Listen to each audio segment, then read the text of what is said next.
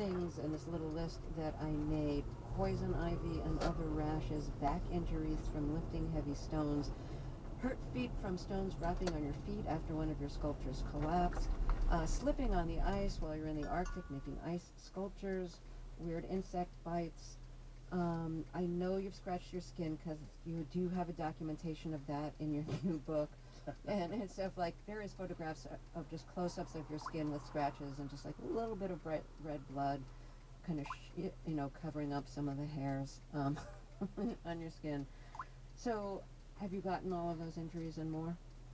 Oh, yeah. All of the above. I haven't been bitten by a snake yet, and I haven't had a scorpion bite, but it's a very physical process. You must have had frostbite over the years, too, working with ice.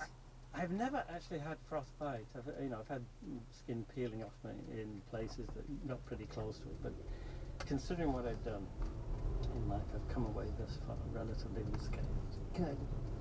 If you're just joining us, my guest is Andy Goldsworthy, and has a new collection of photographic documentation of his sculptures or works. The book is called Ephemeral Works, 2004 to 2014.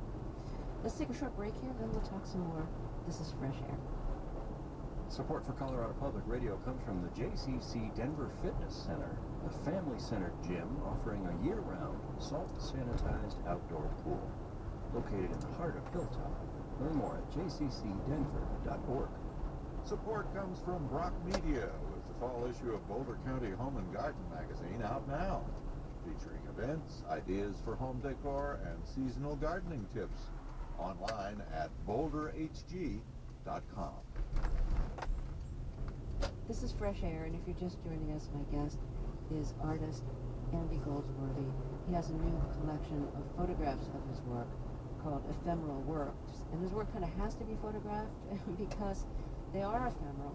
They're made out of things like leaves, twigs, ice, stone, and some of them collapse, some of them melt, some of them get slowly destroyed while traveling in a stream.